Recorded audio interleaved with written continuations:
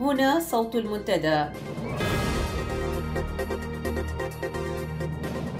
صوت المنتدى بث إذاعي يأتيكم يومي الأربعاء والسبت من كل أسبوع، ومن الساعة 8 إلى 9 مساء أيام الأربعاء، ومن 9 إلى 10 مساء أيام السبت بتوقيت إريتريا. صوت المنتدى على الموجة القصيرة 15245 كيلو هرتز أو 19 متر باند، وعلى مدى 24 ساعة على القمر الصناعي النايلسات على 8 درجات غربا، وعلى تردد 11678 بالاستقطاب الرأسي. صوت المنتدى إعلام مستقل وحوار وطني بناء. صوت المنتدى.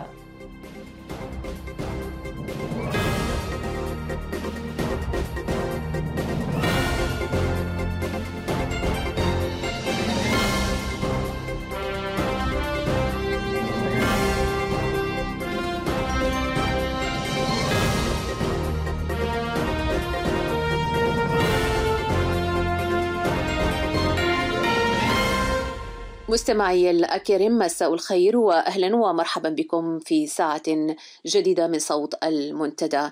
اليوم السبت 17 من يناير. أنا أمل علي معكم وزملائي في الإذاعة سنرافقكم خلال ساعة كاملة نقدم لكم أولا نشرة للأخبار، يلي بعد ذلك أعزائي المستمعين إعادة للقاء الذي أجريناه مع المناضل الأستاذ أحمد صالح القيسي، وتناولنا فيه العديد من المواضيع بمناسبة نهاية عام وحلول عام جديد، وهناك فقرات متنوعة. أتمنى أن تبقوا معنا وأهلا بكم.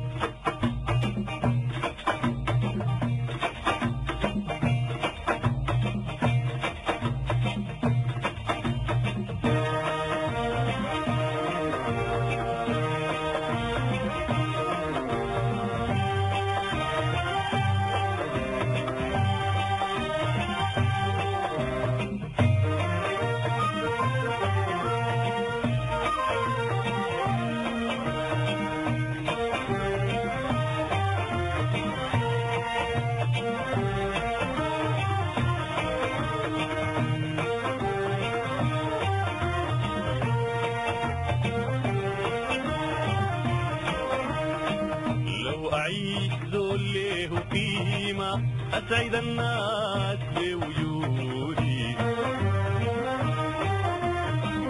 لو أعيش ذل له قيمة أسعد الناس بوجودي،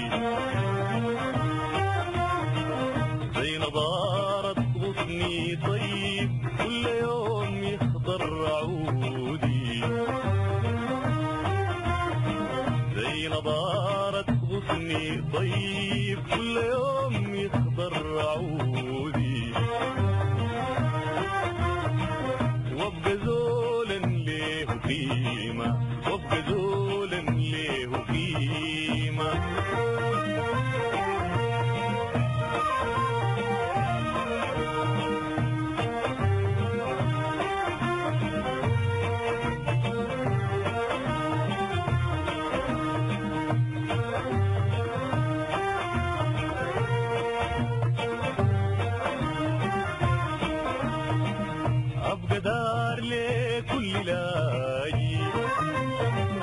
أو حنان جوا الملاجي، أبقى دار لكل لاجي، أو حنان جوا الملاجي، أبقى للأطفال حكاية حلوة من ضمن الأحاجي، بها يتهنوا وينوموا واحرسهم طول ليل ساجي، والقى في راحة نفوسهم بسمتي وطول ابتهاجي.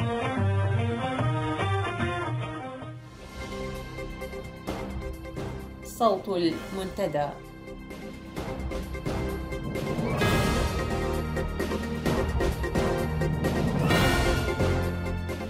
في نشرة هذا المساء، وفاة المناضل عبد القادر الجيلاني أمس الجمعة في الخرطوم. اغتيال شاب إريتري بدوافع عنصرية في دريسدن في ألمانيا، واستمرار محاولة النظام معسكرة المجتمع. الأخبار بالتفصيل. توفي المناضل عبد القادر الجيلاني صباح يوم أمس الجمعة 16 من يناير في العاصمة السودانية الخرطوم بعد معاناة طويلة مع المرض.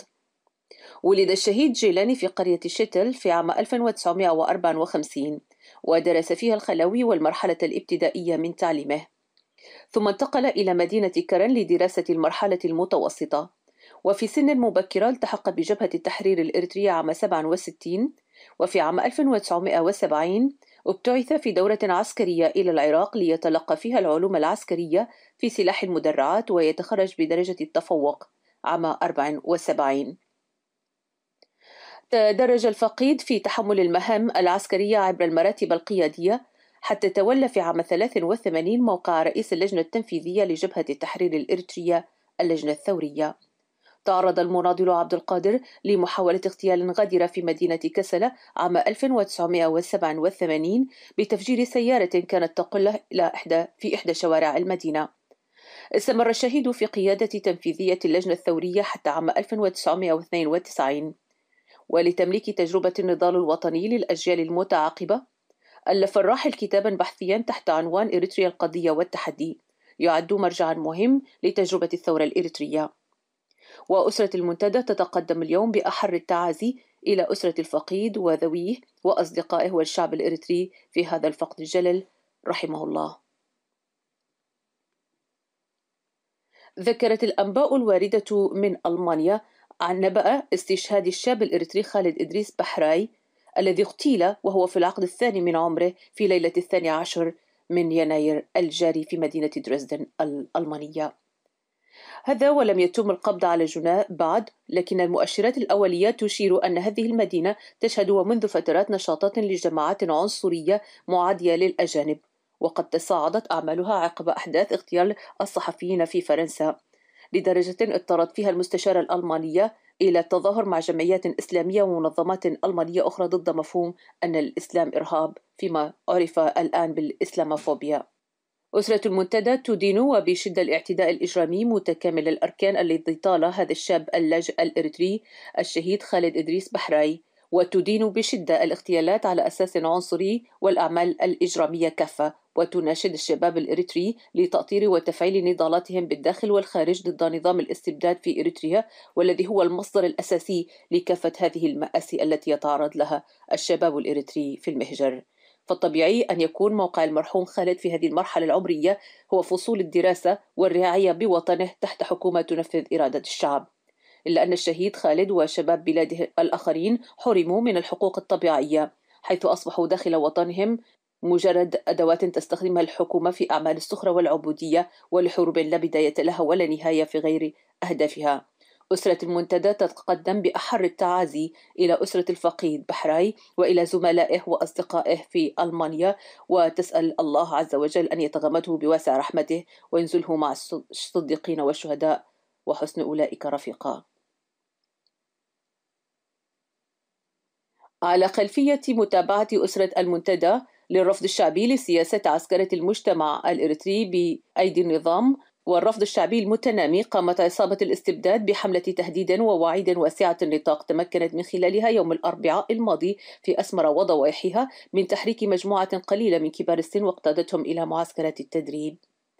وفي هذا الصدد أكدت مصادر المنتدى أن برنامج التحرك إلى معسكرات ما يسمى الجيش الشعبي الاحتياطي قد حضرته إدارة الإقليم، حيث تمكنت من تحريك 25% من العدد المفترض تجيشه، وأن 75% من الأسماء رفضت الالتحاق بهذه المعسكرات.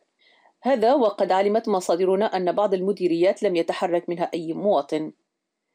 وعلى خلفية الرفض الشعبي للتفاعل مع سياسات العبث والإلهاء غير المسؤولة لحكومة الاستبداد في إريتريا، دفعت حكومة الطاغية إسياس أفورقي إلى عقد اجتماعات متتالية في الأحياء، وكذلك القيام بنشر ملصقات إعلامية تحذر فيها كل من لم يلتحق بمعسكرات التجيش الشعبي بالعواقب الوخيمة، حيث وزعت الحكومة وعلى نطاق واسع منشورات تهدد تحت عنوان إعلان هام موضحة فيه أن آخر توقيت للالتحاق الآباء بمعسكرات التجيش الشعبي هي 15 من يناير الحالي. هذا وقد اطلعت إذاعة المنتدى عن قرب عبر مصادرها على نبض الشارع الشعبي حيال موجة التهديد والتجنيد القهري، وأكدت أن الشعب الثابت في مواقفه الرافضة لمسرحية التلاعب بمقدراته ومصيره رغم التهديدات الصريحة والمبطنة من السلطات. وحيال هذه المواقف نظمت عصابة الحاكمة في أسمرة ليلة الخميس 15 من يناير في أحياء سنبل وقحوتة ومجهوت بأسمرة وفي جنح الظلام حملات دهم على منازل المواطنين، أدى ذلك إلى اقتياض بعضهم كما أدى إلى إغلاق نصف مؤسسات وأسواق المدينة، مما تسبب في أضرار مباشرة بمصادر رزق الكثيرين من الأسر التي كان أفرادها يعملون في هذه المحلات، والكثير من أفراد الشعب فقدوا وظائفهم وأعمالهم وأصبحوا بين هارب ومختبئ وملاحق مكرها، فتقطعت بذلك سبل الحياة أمام الإنسان الإريتري. وقد أشارت مصادرنا أيضا أن التعبير الشعبي الصريح والمتمظهر في الاستياء الشديد من برامج السخرة والإفقار والعسكرة أفقدت الإدارات الحاكمة تماسكها المفتعل، فانبرت تعلن بأنها سوف تنزل عقابا صارما وحاسم على كل من يتخلف وستحيل ملفاته إلى وزارة الدفاع. وحتى لحظة تحرير هذا الخبر تؤكد مصادرنا أن الشاحنات التي أعدت لنقل الملتحقين ظلت طوال اليوم تنتظر قدومهم، وهكذا بدأت تحتدم سياسات كسر العظم بين إرادة الشعب وسلطة الاستبداد. نهاية النشرة. وابقى زول ليه قيمة، وابقى زول ليه قيمة.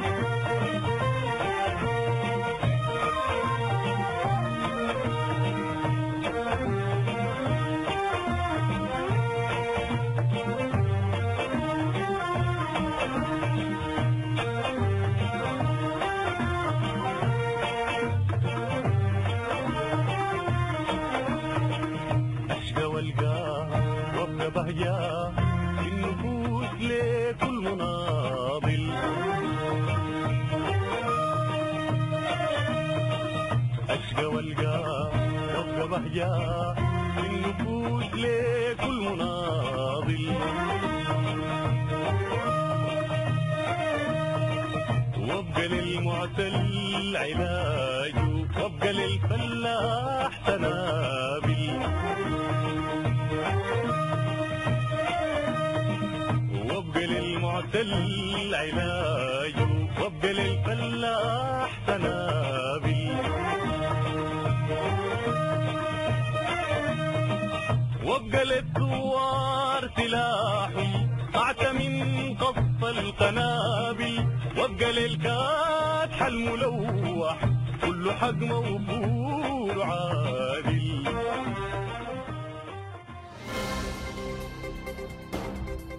صوت المنتدى.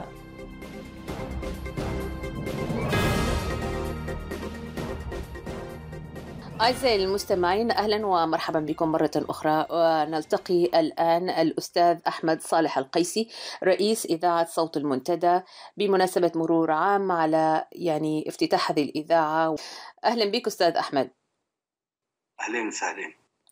أستاذ أحمد، الآن صوت المنتدى مرة نبدأ من هنا حيث نحن مر على افتتاح هذه الإذاعة تقريبا عام كامل.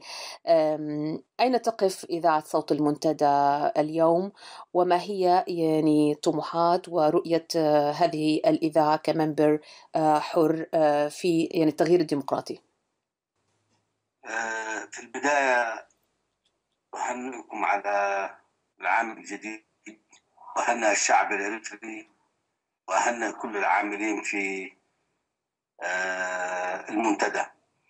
الواقع الطموح كبير جدا، والفكرة كانت قائمة على أساس ليس كأداء إعلامية إذاعة أو خلافه، وإنما كمنطلق للمنتدى بحيث تكون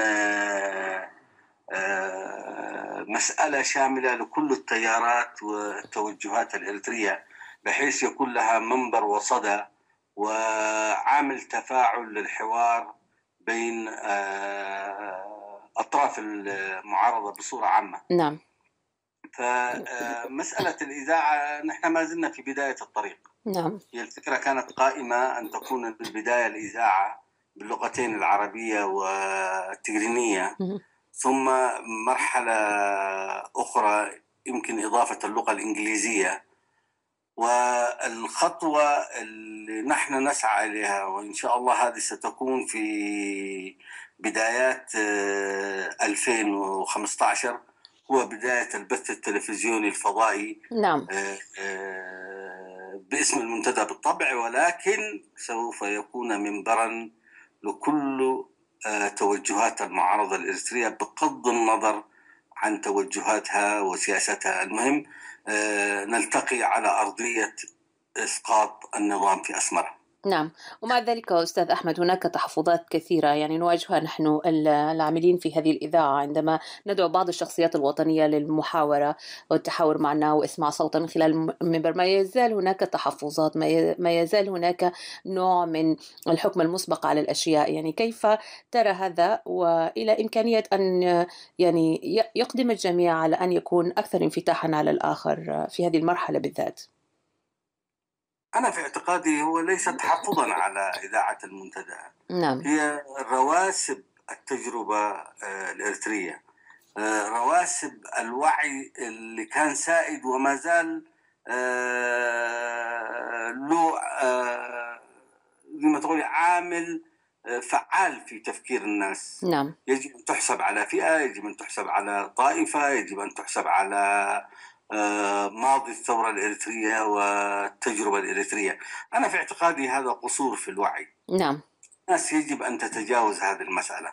نحن لا نطرح أنفسنا على أساس أن نحن وطنيين أكثر من الآخرين، بالعكس نحن نطرح مفهوم جديد لحالة نضالية المقصود منها إيجاد أرضية أن تلتقي كل التيارات. أعتقد نحن في مستوى وعي لم نصل إلى فهم وإدراك هذه المسألة. أنا بالمناسبة عايز أذكر شيء واحد. نعم. نحن الوعي الإريتري العام، وهذا ليس موجه لفصيل أو لفرد أو لمجموعة لكن الشيء السائد العام، لم نعد ندرك أن احنا تجاوزنا مراحل الصراع القديم. نعم. لم نعد نفهم ما هو المتطلب مننا. أنا في اعتقادي نحن حولنا هذه التنظيمات سواء جبهة التحرير الإريترية أو الجبهة الشعبية إلى أصنام نعبدها. نعم. لأن القضية الأكبر في نظري هي قضية شعب ورد بالتأكيد بعد كل التضحيات هذه، ورد بنظام فاشي، نظام متخلف في رؤيته، نظام لا يمكن تفسيره حتى بالمفاهيم السياسية البسيطة. أنا أستذكر قصة في هذه المسألة. نعم.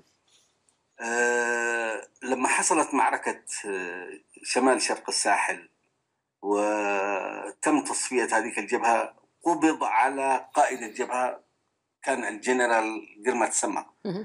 أنا أعتقد هذا الرجل عبر تعبير دقيق للحالة الإريترية نحن لم ندركها ولم تدركها المعارضة ولا حتى الكوادر. فبعد ما تم القبض عليه بيومين 3 عملوا معه مقابلة باللغة الأمحرية. أذكر أن أيامها كنت أنا في صوت الجماهير. نعم. قدم له سؤال: بماذا تفسر انهزامكم في هذه المعركة؟ الرجل كانت إجابته، أعتقد هذه يجب أن تكون درس للكثيرين من أفراد المعارضة والكثيرين من كوادرنا والكثيرين من قياداتنا. هذا الرجل كانت إجابته حاسمة، قال: أنتم لا تملكون قيادة تتجاوز قيادتنا، قيادتنا كفؤة. أنتم لا تمتلكون أسلحة تتجاوز أسلحتنا، أسلحتنا تتجاوز أسلحتكم. أنتم تمتلكون سرا واحدا، تمتلكون إنسان مؤمن بقضيته، مستعد أن يستشهد وأن يضحي وهو مؤمن بهذه القضية. فالقضية ليست قضية تنظيمات وقيادات ومحسوبيات، هي قضية إنسان إريتري، وفي يوم من الأيام هذا الإنسان قدم من التضحيات ما يصل إلى حد القداسة. نعم.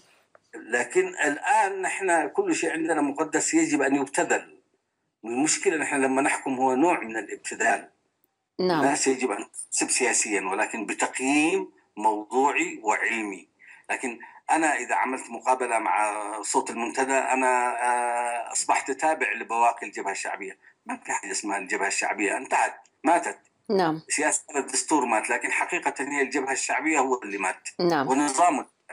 نعم بالتأكيد. إذا دعني أنتقل معك مباشرة الآن إلى على ذكر السياس ونظامه ودستوره إلى أهم ما حدث مؤخرا، المقابلة التي أجراها الإعلام الرسمي لحكومة إسياس معه بمناسبة العام الجديد، وتحدث فيها عن مواضيع كثيرة وتهمنا نحن في المعارضة عموما، ومن أهم ما ذكره أن الدستور مات. ماذا تقول في هذا وأنت تابعت الحدث؟ والله أنا حقيقة الأمر زي ما ذكرت سابقا، هو اللي مات، نظامه اللي مات. نعم. الدستور هو مجموعة مبادئ وليس شيئا مطلقا، يتطور مع الحالة السياسية والاقتصادية والاجتماعية، ليس حالة ثابتة. هو رجل خدع شعب، الآن ما عنده أي مبررات. حيكتب إيش؟ عامل لجنة سرية ما في حد يعرف عنها، وحقيقة الأمر نحن اللي نعرف دواخل الأمور، لا لجنة موجودة ولا يحزنون. هو اللي قاعد يكتب ويهندس شكل من أشكال الدساتير اللي تمشي مع حالته، يمكن يرصعها بيمانة قبر آب ويمانة قبر مسقل إلى آخره. نعم. ما في منطق إنه دستور يكتب في غياب المكونات الأساسية للمجتمع. نعم. تتكلم عن قوميات وجايبها ترقص في التلفزيون، نعم. ما يكون عندها سي في قضايا سياسية يتعلق بمستقبلها ومستقبل أبنائها. وحقيقة الأمر يجب أن نفهم شيء واحد، بعد حركة فورتو تم تقييد المسلمين تماما. أنا أقولها بصريح العبارة، هذا النظام لا يوكل المسيحيين ولا يوكل التجرينيين. بعض الناس يفسروها بهذا الشكل، الكل يقمع، لكن قضية المسلمين انتهت مع حادثة فورتو. الرموز الإسلامية وضعت في السجون، واللي صفي واللي قالوا انتحر وانتهت المسألة. عندنا في شوية أشخاص مسلمين أو أشكال مسلمين، عثمان صالح، أنا ما أحب أذكر أفراد لكن أعرف كيف جاءوا هؤلاء الأفراد. عثمان صالح أجل نتيجة ابن سيهاوي، لأنه قبله كان السيد محمود الشريف وسيهاوي، وكأنها رسالة للساهو انه نحن وزارة الخارجية شيء من اختصاصكم انتم. عملية لعب شطرنج وبيادق. نعم. امور لا بهذا الشكل. ففي تصوري انا قضية الدستور هي قضية جانبية ويقدر يقدمها بالطريقة اللي تعجبه، لكن نحن لا نتحدث عن الدستور كشيء قائم، هو يجب ان يجهزه. النظام ككل متهم، النظام ككل وهو على رأسه يجب أن يضع في قفص اتهام. نعم. هذا الشعب انتهى بالوعود الفارقة. نعم بالتأكيد. الرجل بحقيقة الأمر عنده فهم عميق للمجتمع الإريتري، هذه حقيقة ثبتت، وهو يلعب أوراقه مستقل كل التناقضات ومستقل كل الحساسيات.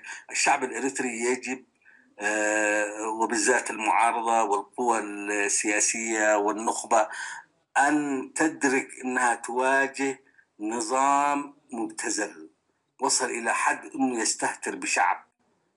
نعم.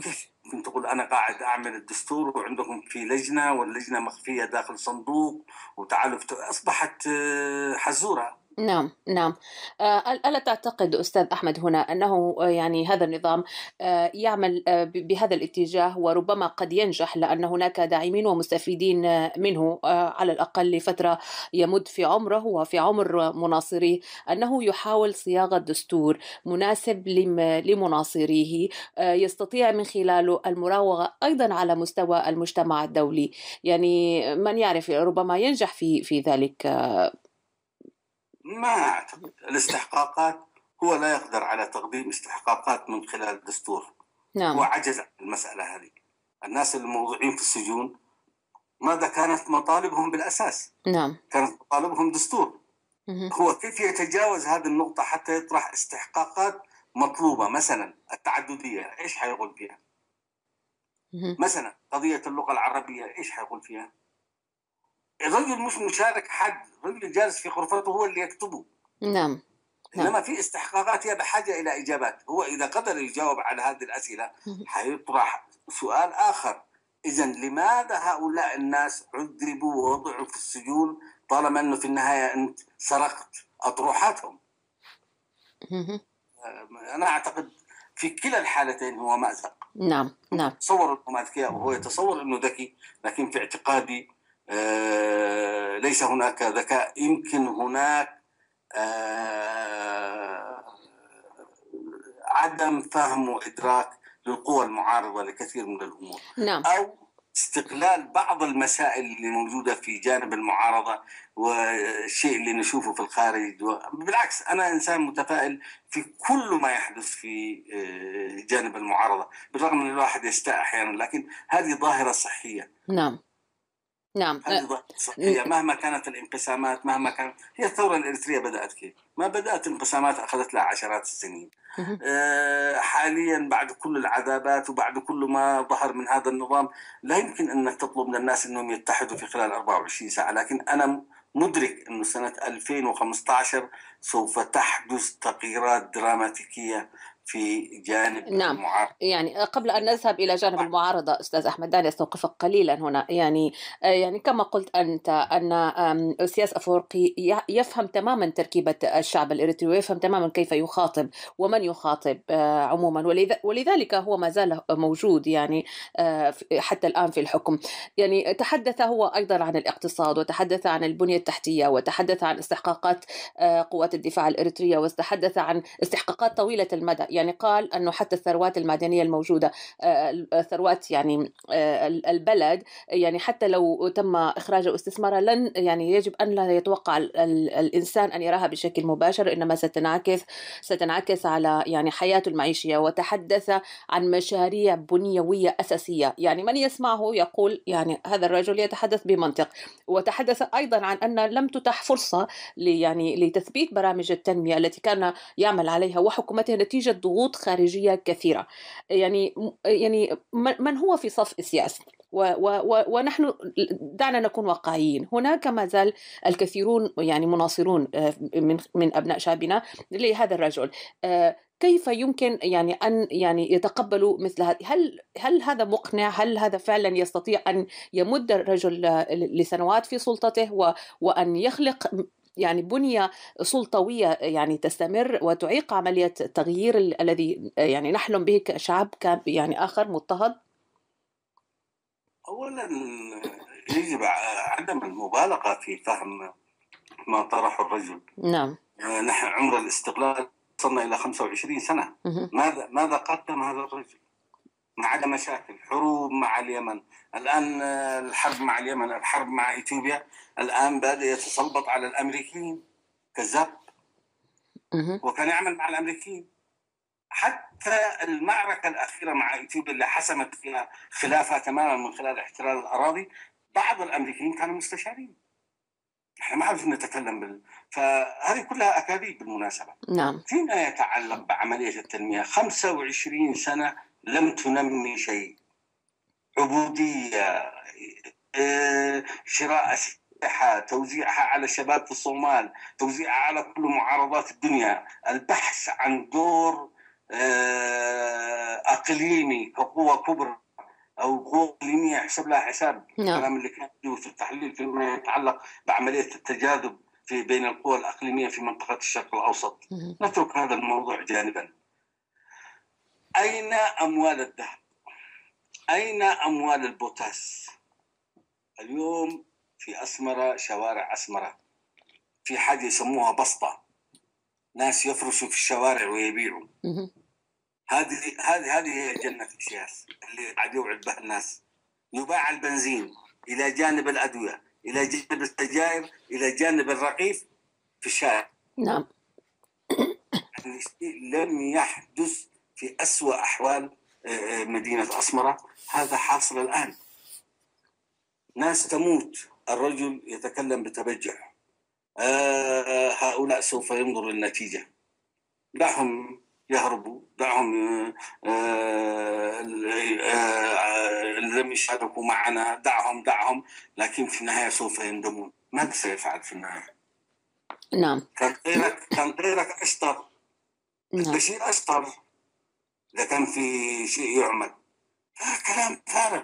3/4 المواد الغذائية تأتي من السودان. لو يقف السودان الناس تموت جوع. اليمنيين قافلين منه ووضعهم كمان ما يسمح. من فين؟ من جيبوتي، من إثيوبيا. كلام أنا ما أشوف نعم فيه نعم كلام مستنير ذات بعد يقوم على حقائق موجودة. رجل يبيع له 2 يبيع ذهب، طيب فين لا شيء. نعم نعم. إذا دعنا ننتقل من النظام، وهذا حاله ولا جديد فيه. دعنا ننتقل إلى يعني معسكر المعارضة. وأنت اليوم يعني تتحدث وقلت أنك متفائل أن عام 2015 سيكون يعني عام يعني أفضل بالنسبة للمعارضة الإريترية. مؤخرا يعني شاهدنا يعني عقد مجموعات من المعارضة مؤتمراتها التنظيمية وإعادة تكويناتها وإلى ذلك. يعني ما هي الدواعي التي يعني أسباب التفاؤل بالنسبة لك؟ كيف تقرأها؟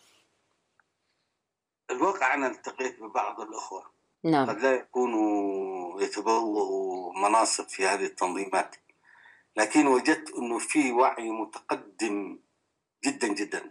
هي كل ما كبرت مأساة الشعب الإريتري كل ما وضعت استحقاقات أمام المعارضة. نحن في قمة المأساة. نعم هذا فرض نوع من وعي وفهم وإدراك جديد لكل أطراف المعارضة.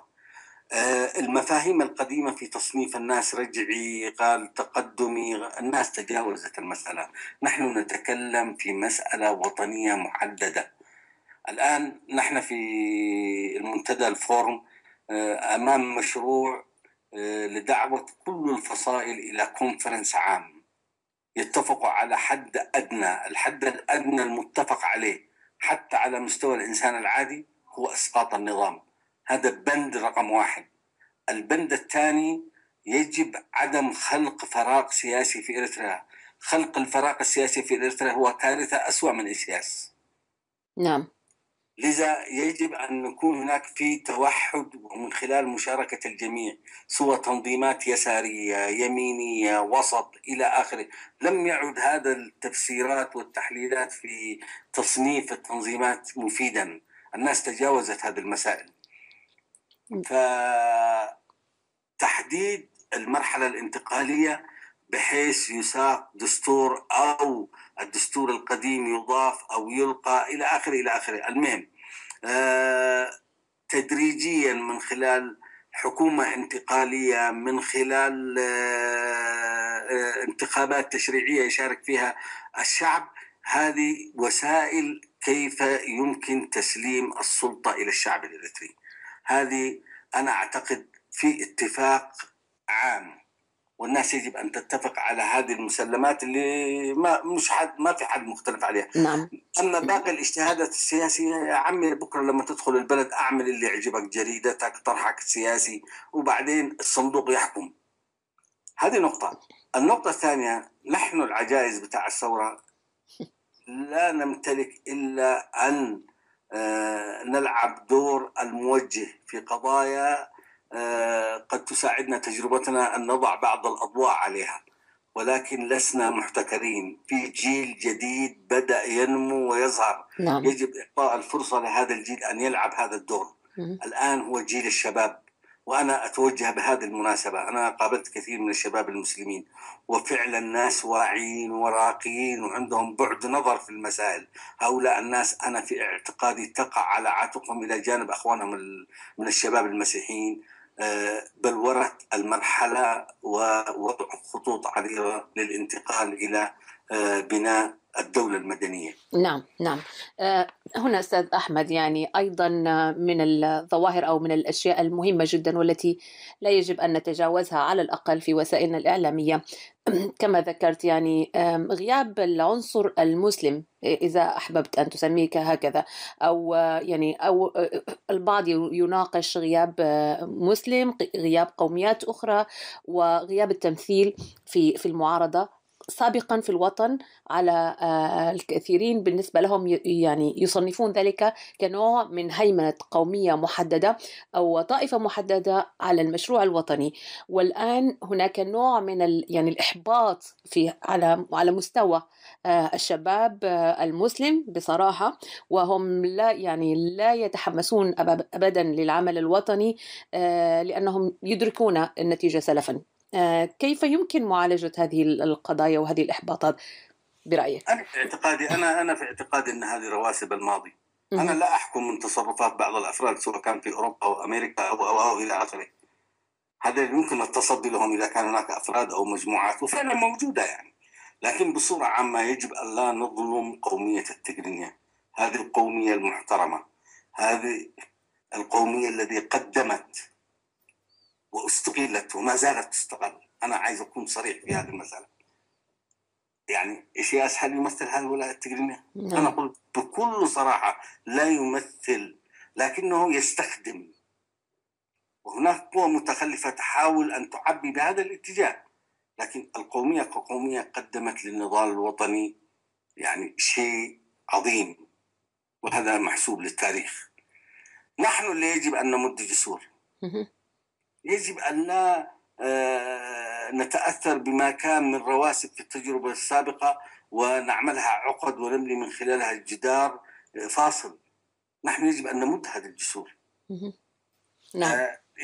الشباب المسلم وبالذات الذي حصل على تعليمه في منطقة الشرق الأوسط هو متأثر بالمناخ السياسي في الشرق الأوسط والوعي السياسي في الشرق الأوسط، وهذا يكون أقرب إلى الواقع أكثر من غيره اللي موجود في أوروبا أو موجود في أمريكا. هذه حقيقة.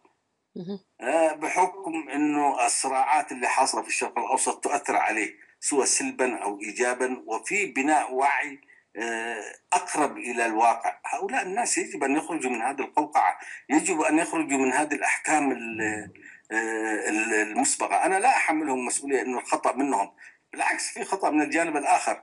لكن يجب أن نعيد خلق ذاتنا، يجب أن نعيد خلق وعينا بما تفرض الحقائق. نعم نعم. يعني الآن لا يمكن أن نفسر أنه والله هذاك مسيحي، هذاك مسلم، هذاك مش عارف إيه. لا بالعكس، الأمور واضحة. بعد 30 سنة بعد ما قدم الغالي والرخيص نحن تجاوزنا هذه النقطة. من الذي يصنع هذه العقبات؟ يجب أن نقف ونتصدى. نعم. أنا في اعتقادي الوسائل الإعلامية سواء كانت هذه الإذاعة أو إن شاء الله في المستقبل القريب التلفزيون، وإن شاء الله تكون هناك في صحافة، وحينما تفتح هذه المجالات سوف تصنع وعيا حقيقيا من خلال حوار جاد. نعم. يعني مثلا الآن في حوار يدير الأخ صالح قاضي فيما يتعلق بالمقالة اللي كتبها، فيها قمة في الطرح. قمة ليش طرح هذا الموضوع وليش واجه.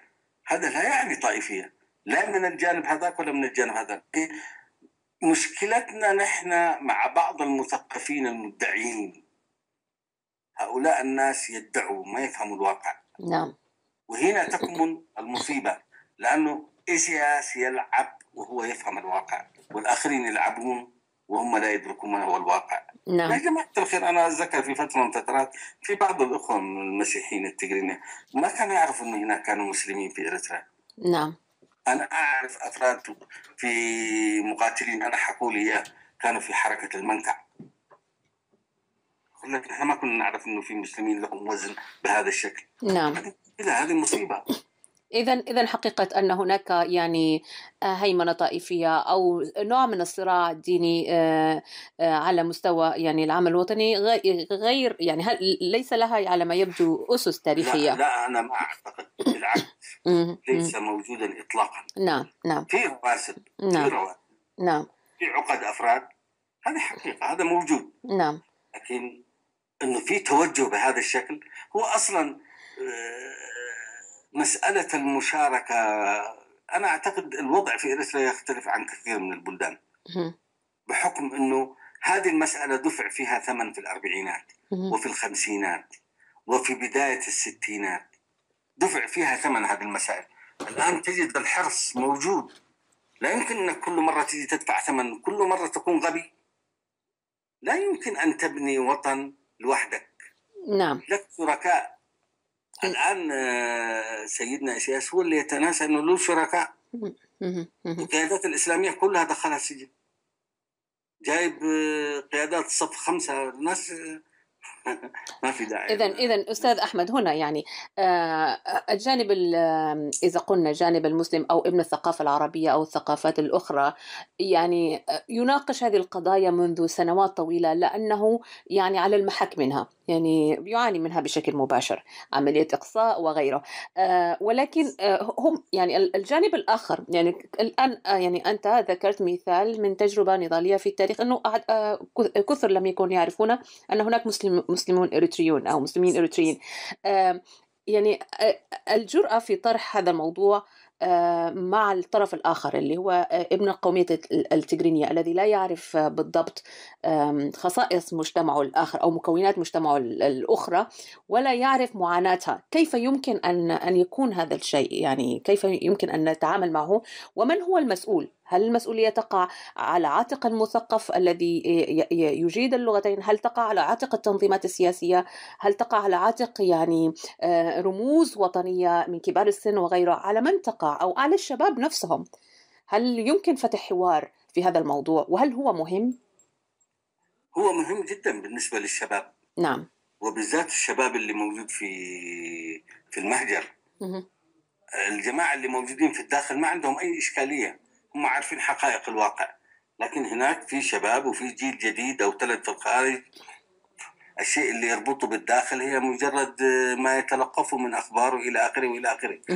هؤلاء بحاجة إلى عمل مكثف لفهم واقعهم. أنا أعتقد هذه الأدوات الإعلامية سواء الإذاعة والتلفزيون أو غيره يجب أن تلعب دور. هذه مسائل لا يمكن أن نتصرف على تصرف النعامة، نقوم نحط رأسنا داخل الرمال. نعم. وكأن هذه القضايا غير موجودة. هذه القضايا موجودة بالتأكيد، لكن يجب أن توجد بحجمها الطبيعي حتى تعالج بشكل طبيعي. نعم. عدم المبالغة في هذه المسألة. بالتأكيد. يجب أن نفهم أن نحن شركاء في هذا الوطن ومسؤوليته تقع علينا كل جميعا، ونحن دفعنا الثمن مع بعض. ثم نحن يجب أن ننتبه إلى قضية محورية أساسية، أن النظام في أسمر هذا لا يمثل التجرينية لا من قريب ولا من بعيد. نعم. حتى لا تساق التهم كذا جزافا. نعم. قضية التجرينية قمعت من هذا النظام بشكل مريع. بالتأكيد. أنت ذكرت يعني قبل قليل أيضا أن يعني الشباب المسلم ابن الثقافة العربية الذي يعني درس في الشرق الأوسط وتأثر بمحيطه وسياساته، هل تعتقد ما يحدث الآن في منطقة الشرق الأوسط ومن يعني تحولات الفكر وتدخلات الفكر الإسلامي فيها وغيره، هل هذا له انعكاس على تفكير الشباب؟ وهل يمكن أن يؤثر لاحقا في يعني خلق نوع من التيارات المتطرفة في إريتريا مثلا من الشباب الإريتري؟ جائز، قد يكون في تأثير قطاع معين، لكن القضية بالرغم من الموقع الجغرافي الواحد، منطقة الشرق الأوسط وإلى آخره، والقضايا قد تكون متشابهة، بروز التيار الإسلامي بهذا الشكل واندفاعه إلى هذا العنف الغير مبرر، أنا في اعتقادي هي أوجدت الأنظمة اللي كانت قائمة أصلا.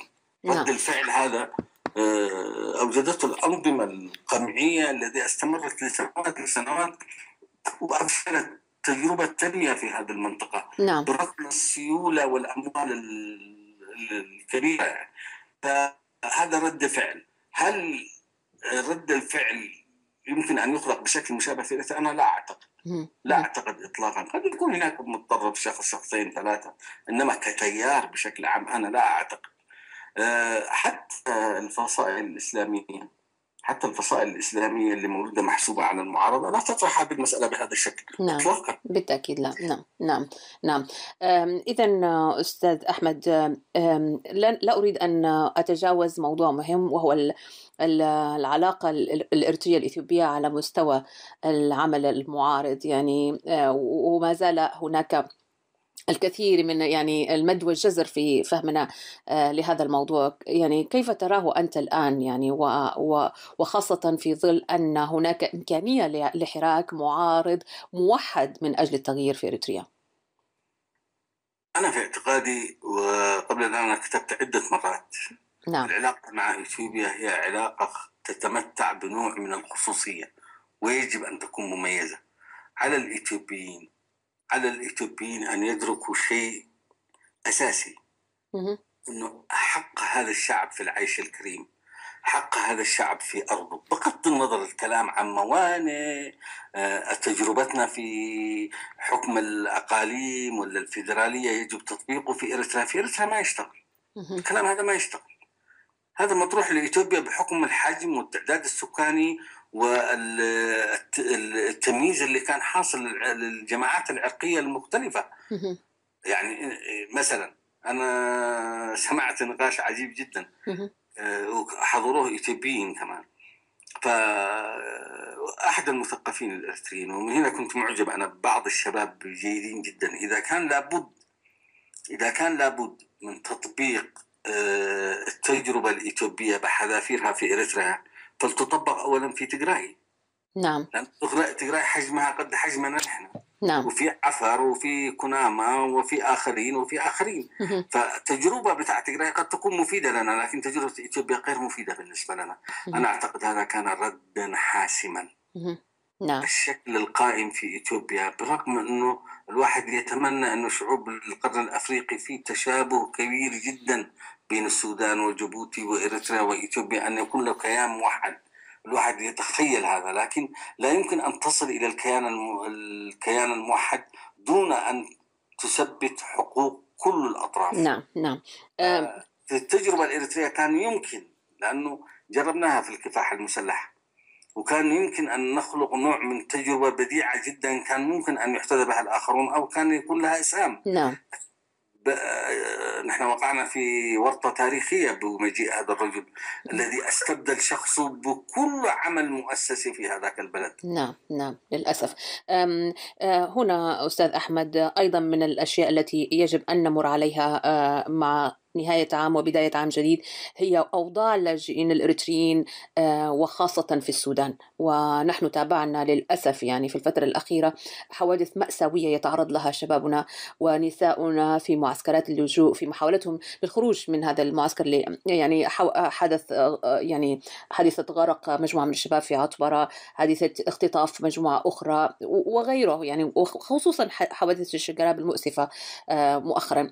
وفي نفس الوقت لا نجد تحرك فعلي للمعارضة الإريترية. أين هي؟ يعني لماذا إلى الآن لا يوجد؟ كيف يمكن أن نتحدث عن تغيير ونحن لا نجير يعني أبناء شعبنا عندما يستجيروا؟ يعني ماذا يحدث؟ كيف يمكن أن تحل مثل هذه المشاكل؟ أنا في اعتقادي أنه مسألة اللاجئين لا تقل عن إسقاط النظام، يعني مسألة لها الأولوية الأولى. نعم. المشكلة أنه هذه قضية مزمنة لم تعالج إطلاقا. 25 سنة عمنا سياس لم يعني حاول أن يعقدها أكثر.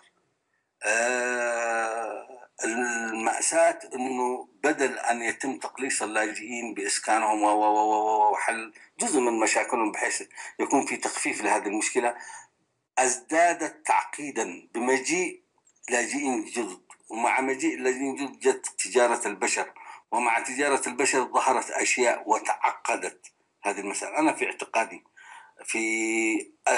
الأولوية الأولى أمام المعارضة بكافة فصائلها حين تلتقي ولا فرادى حتى أن تضع مسألة معالجة قضية اللاجئين. ومعالجة قضية اللاجئين في الوقت الحالي ما في شيء يمكن أن تقدمه المعارضة، يمكن في جمع أموال وتحسين معيشة وإلى آخره، ولكن أهم شيء هو كرامة الإنسان. كرامة الإنسان اللاجئ يجب أن تحفظ. نساء إريتريات يتم اغتصابهم بكل سهولة، شباب إريتريين يأخذوا منهم أعضاء يبيعوه في السوق العالمية ولا ما بعرف إسرائيل ولا في مصر.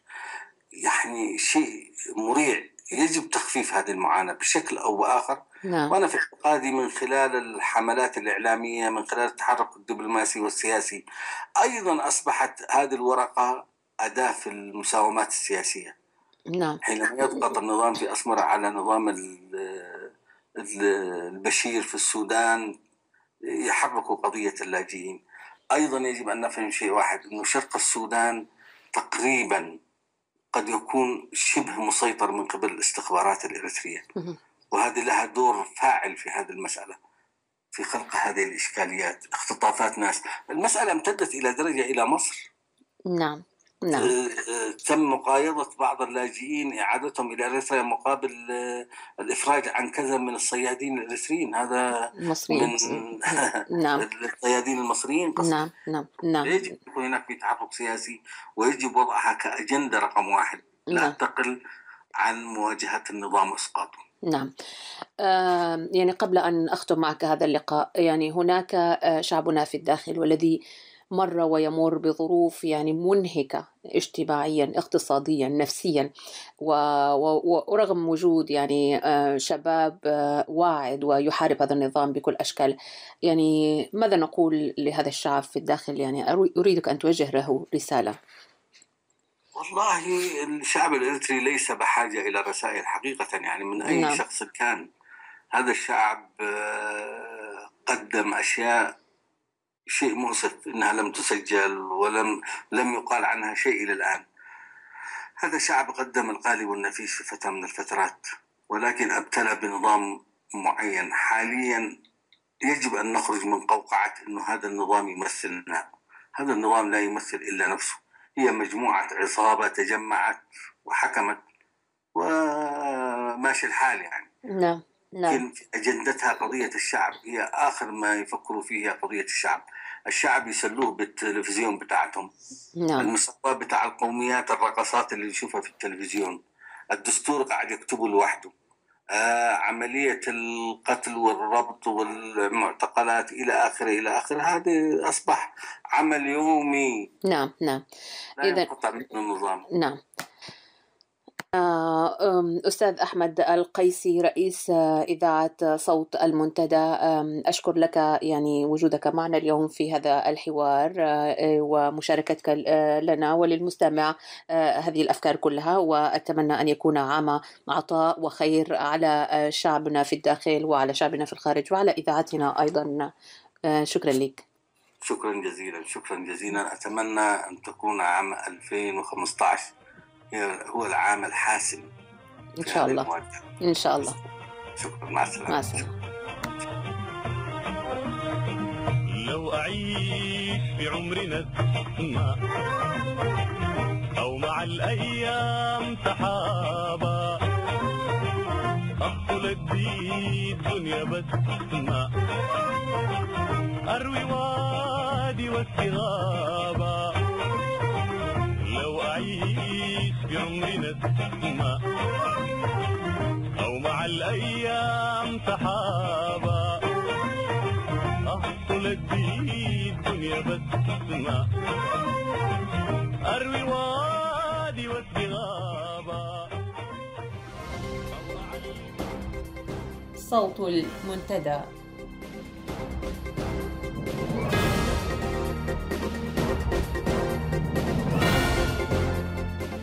في نشرة هذا المساء، وفاة المناضل عبد القادر الجيلاني أمس الجمعة في الخرطوم. اغتيال شاب إريتري بدوافع عنصرية في دريسدن في ألمانيا. واستمرار محاولة النظام معسكرة المجتمع. الأخبار بالتفصيل. توفي المناضل عبد القادر الجيلاني صباح يوم أمس الجمعة 16 من يناير في العاصمة السودانية الخرطوم بعد معاناة طويلة مع المرض.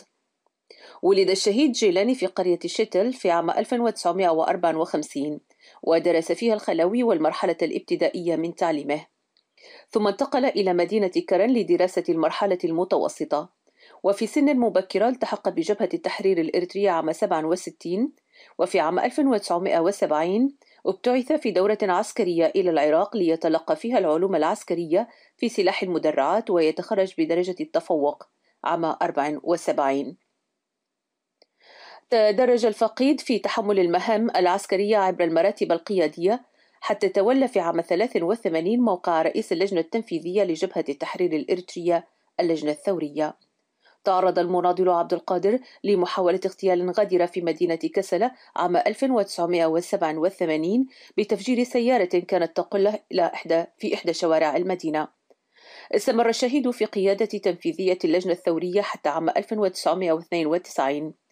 ولتمليك تجربة النضال الوطني للأجيال المتعاقبة، ألف الراحل كتابا بحثيا تحت عنوان إريتريا القضية والتحدي، يعد مرجعا مهم لتجربة الثورة الإريترية.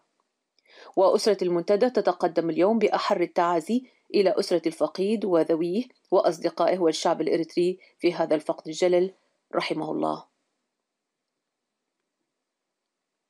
ذكرت الأنباء الواردة من ألمانيا عن نبأ استشهاد الشاب الإريتري خالد إدريس بحراي الذي اغتيل وهو في العقد الثاني من عمره في ليلة 12 من يناير الجاري في مدينة دريسدن الألمانية. هذا ولم يتم القبض على جناه بعد، لكن المؤشرات الأولية تشير أن هذه المدينة تشهد ومنذ فترات نشاطات لجماعات عنصرية معادية للأجانب، وقد تصاعدت أعمالها عقب أحداث اغتيال الصحفيين في فرنسا، لدرجة اضطرت فيها المستشارة الألمانية إلى التظاهر مع جمعيات إسلامية ومنظمات ألمانية أخرى ضد مفهوم أن الإسلام إرهاب، فيما عرف الآن بالإسلاموفوبيا. أسرة المنتدى تدين وبشدة الاعتداء الإجرامي متكامل الأركان الذي طال هذا الشاب اللاجئ الإريتري الشهيد خالد إدريس بحراي، وتدين بشدة الاغتيالات على أساس عنصري والأعمال الإجرامية كافة، وتناشد الشباب الإريتري لتأطير وتفعيل نضالاتهم بالداخل والخارج ضد نظام الاستبداد في إريتريا، والذي هو المصدر الأساسي لكافة هذه المآسي التي يتعرض لها الشباب الإريتري في المهجر. فالطبيعي أن يكون موقع المرحوم خالد في هذه المرحلة العمرية هو فصول الدراسة والرعاية بوطنه تحت حكومة تنفذ إرادة الشعب، إلا أن الشهيد خالد وشباب بلاده الآخرين حرموا من الحقوق الطبيعية، حيث أصبحوا داخل وطنهم مجرد أدوات تستخدمها الحكومة في أعمال السخرة والعبودية ولحروب لا بداية لها ولا نهاية في غير أهدافها. أسرة المنتدى تتقدم بأحر التعازي إلى أسرة الفقيد بحراي وإلى زملائه وأصدقائه في ألمانيا، وتسأل الله عز وجل أن يتغمده بواسع رحمته وينزله مع الصديقين والشهداء وحسن أولئك رفيقا. على خلفية متابعة أسرة المنتدى للرفض الشعبي لسياسة عسكرة المجتمع الإريتري بأيدي النظام والرفض الشعبي المتنامي، قامت عصابة الاستبداد بحملة تهديد ووعيد واسعة النطاق تمكنت من خلالها يوم الأربعاء الماضي في أسمرة وضواحيها من تحريك مجموعة قليلة من كبار السن واقتادتهم إلى معسكرات التدريب. وفي هذا الصدد أكدت مصادر المنتدى أن برنامج التحرك إلى معسكرات ما يسمى الجيش الشعبي الاحتياطي قد حضرته إدارة الإقليم، حيث تمكنت من تحريك 25% من العدد المفترض تجيشه، وأن 75% من الأسماء رفضت الالتحاق بهذه المعسكرات. هذا وقد علمت مصادرنا أن بعض المديريات لم يتحرك منها أي مواطن. وعلى خلفية الرفض الشعبي للتفاعل مع سياسات العبث والإلهاء غير المسؤولة لحكومة الاستبداد في إريتريا، دفعت حكومة الطاغية إسياس أفورقي إلى عقد اجتماعات متتالية في الأحياء، وكذلك القيام بنشر ملصقات إعلامية تحذر فيها كل من لم يلتحق بمعسكرات التجيش الشعبي بالعواقب الوخيمة، حيث وزعت الحكومة وعلى نطاق واسع منشورات تهدد تحت عنوان إعلان هام موضحة فيه أن آخر توقيت للالتحاق الآباء بمعسكرات التجيش الشعبي هي 15 من يناير الحالي. هذا وقد اطلعت إذاعة المنتدى عن قرب عبر مصادرها على نبض الشارع الشعبي حيال موجة التهديد والتجنيد القهري، وأكدت أن الشعب الثابت في مواقفه الرافضة لمسرحية التلاعب بمقدراته ومصيره رغم التهديدات الصريحة والمبطنة من السلطات. وحيال هذه المواقف نظمت عصابة الحاكمة في أسمرة ليلة الخميس 15 من يناير في أحياء سنبل وقحوتة ومجهوت بأسمرة وفي جنح الظلام حملات دهم على منازل المواطنين، أدى ذلك إلى اقتياض بعضهم، كما أدى إلى إغلاق نصف مؤسسات وأسواق المدينة، مما تسبب في أضرار مباشرة بمصادر رزق الكثيرين من الأسر التي كان أفرادها يعملون في هذه المحلات، والكثير من أفراد الشعب فقدوا وظائفهم وأعمالهم وأصبحوا بين هارب ومختبئ وملاحق مكرها، فتقطعت بذلك سبل الحياة أمام الإنسان الإريتري. وقد أشارت مصادرنا أيضا أن التعبير الشعبي الصريح والمتمظهر في الاستياء الشديد من برامج السخرة والإفقار والعسكرة أفقدت الإدارات الحاكمة تماسكها المفتعل، فانبرت تعلن بأنها سوف تنزل عقابا صارما وحاسم على كل من يتخلف، وستحيل ملفاته إلى وزارة الدفاع. وحتى لحظة تحرير هذا الخبر تؤكد مصادرنا أن الشاحنات التي أعدت لنقل الملتحقين ظلت طوال اليوم تنتظر قدومهم، وهكذا بدأت تحتدم سياسات كسر العظم بين إرادة الشعب وسلطة الاستبداد. صوت المنتدى.